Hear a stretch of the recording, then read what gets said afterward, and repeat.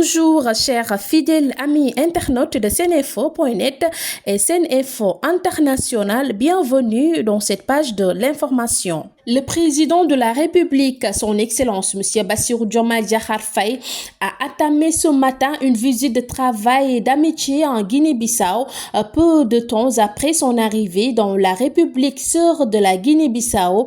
Le chef de l'État a eu un tête-à-tête avec son homologue bissau-guinéen, suivi d'une réunion entre les deux délégations pour discuter des sujets visant à renforcer les relations séculaires entre le Sénégal et la Guinée-Bissau.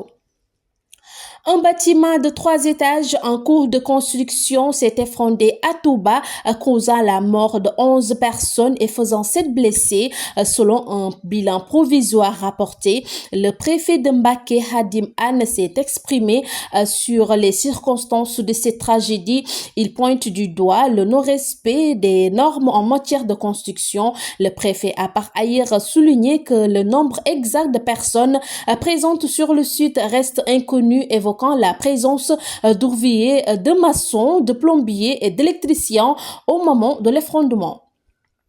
En justice, haute cour de justice, Mansour Faye sommé de comparaître ce lundi malgré son accident. À l'approche de possibles mesures judiciaires, l'alternative semble se résumer à 2 options, le cautionnement ou le mandat de dépôt. D'après les informations relayées par plusieurs journaux, la famille de l'ancien ministre s'est résolument engagée en faveur d'un cautionnement pour éviter l'incarcération. C'est notamment sa sœur Marième Faye Sall, épouse de l'ex-président Macky Sall, qui aurait pris l'initiative de mobiliser une somme colossale de 2 milliards de francs CFA.